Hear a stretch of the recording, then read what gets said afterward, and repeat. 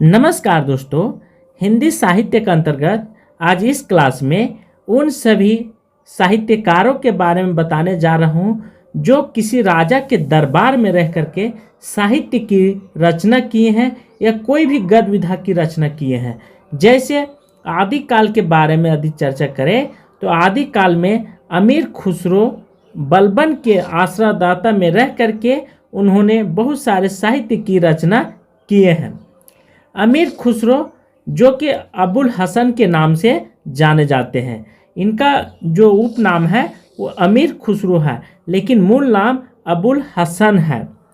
बात करते हैं आश्रयदाता। आश्रयदाता इसलिए कि राजा लोग को मन बहलाने के लिए और बहुत सारे चीज़ों को ध्यान आकर्षित करने के लिए, मनोरंजन करने के लिए जो राजा हुआ करते थे अपने दरबार में इन कवियों को जगह दिए थे, पदवी दिए थे। कारण क्या है कि उससे राजा का मान सम्मान बढ़ता है। चंद्रवर दाई महाराजा पृथ्वीराज चौहान के दरबारी कवि के रूप में उपस्थित थे। जगनिक परमादेव जो परमाल के नाम से भी आश्रयदाता के रूप में जाने जाते थे। तो ये जगनिक एक कवि के नाम है। चंद्रवर दाई एक कवि है जो रासो साहित्य की रचना किए हैं। ठीक है, पृथ्वीराज रासो की रचना किए हैं। उसी प्रकार पुष्पदंत, इसे अब हल्के में नहीं लीजिएगा, मोस्ट इम्पोर्टेंट से भी मोस्ट इम्पोर्टेंट ले लीजिएगा। 200% का गारंटी है। ठीक है, पुष्पदंत जो कृष्णराज तृतीय राष्ट्रकूट वंश के राजाधिराज के अधीन में आश्रयदाता में रह करके ये अपना जीवन भी व्यतीत करते थे और साहित्य का भी निर्माण करते थे और अनेक गद्य विधाओं की भी रचना, जैसे कविता हो गया, ये सब गद्य विधा, निबंध वगैरह, तो ये सब आधुनिक युग में प्रचलन हुआ था। उस समय रीतिकाल में, आदिकाल में निबंध हो, नाटक हो, रिपोर्टाज हो, रेखाचित्र हो, ये सब गद्य विधा की प्रारंभ नहीं हुई थी। जब ये भारत तेंदु का प्रारंभ हुआ, भारत तेंदु का जन्म हुआ 1850 में। ठीक है, 1850 में तो जन्म होता और 1885 में उनकी मृत्यु हो जाती है। मात्र 35 वर्ष के आयु आप जोड़ लीजिए, 50 से 35 हो जाता है। ठीक है, तो इस तरह से तब फिर वहाँ से अनेक विधाओं की जो शाखाएं हैं वो निकल करके फली फूली है और आज हम सभी को हिंदी को इतने स्वरूप के रूप में देखने को मिल रही है। विद्यापति राजा शिव सिंगर के अधीन में लिखा करते थे। विद्यापति, अब यहाँ पे विद्यापति के रूप में आपको दो चीज़ ध्यान रखना है, कृति सी भी है। तो शिव सिंह के अधीन में कौन सा लिखे थे, तो कृति पताका का निर्माण किए थे, आपको यह बात भूलना नहीं है। ठीक है, और राजा शिव सिंह के अधीन में यहाँ पे कृति पताका हो गया और एक होता है कृति लता। ये दोनों चीज़ को आपको ध्यान रखना है। इसके अधीन में राजा शिव सिंह के अधीन में कृति पताका और राजा कृति सिंह के अधीन में कृति लता लिखे हैं।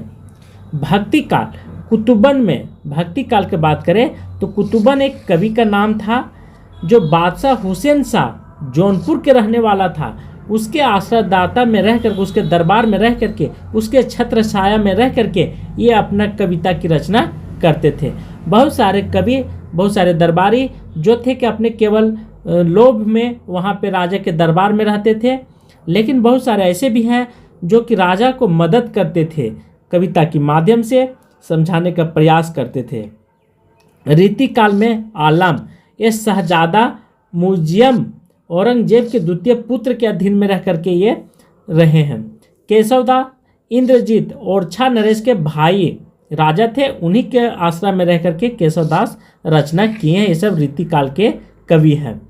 कुलपति मिश्र राम सिंह जयपुर नरेश के पुत्र के अधीन में रहे हैं, दरबारी कवि है। कवि महाराजा हिंदुपति सिंह पन्ना नरेश के राज दरबारी कवि थे।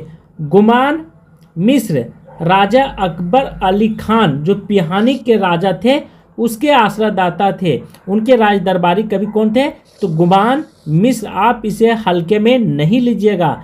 घनानंद मोहम्मद शाह रंगीले के दरबारी कवि में घनानंद कार्य किए थे, वहाँ पे आश्रय लिए थे।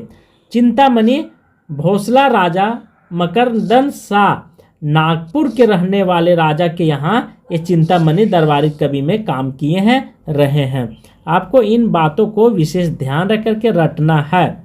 ठाकुर जो राजा केसरी सिंह के यहाँ रहे थे, और दो जैसे कोई भी कवि जो था आदि 25 बरस में वह कवि बन गया और 100 बरस तक जीवित रह गए, तो हो सकता है राजा की मृत्यु 50 बरस में, राजा तो 40 बरस 30 बरस में बना होगा। इसीलिए दो दो राजा किसी कवि को पाए हैं। जैसे राजा परीक्षित, ये 2 राजा के अधीन रह करके ठाकुर दिग्विजय जी थे, 2 राजा के यहाँ रह करके दरबारी कवि बने हैं।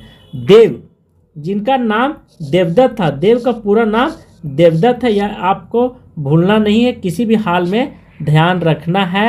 यदि बेहोश है तो भी ध्यान रखना है, बीमार है तो भी ध्यान रखना है। भवानी दत्त वेश्या, ये बहुत सारे राजाओं के यहाँ ये दरबारी कवि के रूप में कार्य किए हैं। कुशल सिंह के यहाँ भी किए हैं 3।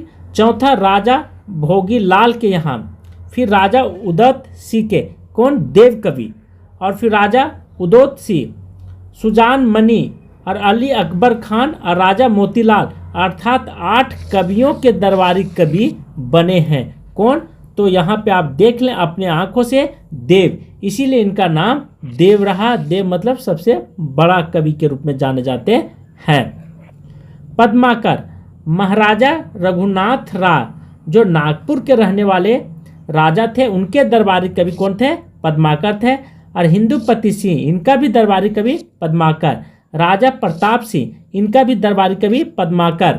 3 राजा के यहाँ पद्माकर और देव 8 राजाओं के यहाँ रह करके दरबारी कवि बने हैं। ठीक है, 8 राजाओं के दरबारी कवि कौन थे, देव थे, बहुत महत्वपूर्ण है। बेताल, राजा विक्रम सिंह जो चरखारी के राजा थे, उनके यहाँ बेताल कवि जो थे वो दरबारी कवि थे। बोधा, ठीक है, जो बुद्धि सेन के रूप में भी इनका दूसरा नाम है। पन्ना नरेश महाराजा खेत सिंह के अधीन में ये दरबारी कवि थे। ब्रह्मदत्त जो बाबू दीप नारायण सिंह काशी नरेश के अनुज थे, उनका भाई था, उन्हीं के दरबारी कवि कौन थे, ब्रह्मदत्त थे। बेनी परवीन, नवल कृष्ण उर्फ ललन, 2 नाम था इनका, उन्हीं के दरबारी कवि थे बेनी परवीन जी, बहुत महत्वपूर्ण है।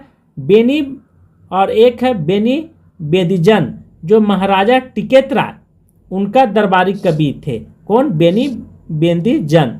और लास्ट में भिखारी दास जो हिंदुपति सिंह, हिंदुपति एक राजा हुआ करते थे, उनके भिखारी दास, ठीक है, दरबारी कवि हुआ था, मतलब रहे थे। अब दरबारी कवि केवल कविता बनाने के ही लिए नहीं, बहुत सारे ज्ञान भी देते थे, नॉलेज हुआ करता था। ये सब राजा के बहुत सारे चीज़ों में हस्तक्षेप करते थे, राज चलाने में भी। ऐसा नहीं कि केवल दरबारी थे कविता के ही ग्रहण करते थे, कविता ही सुनाया करते थे, ऐसा नहीं होता था।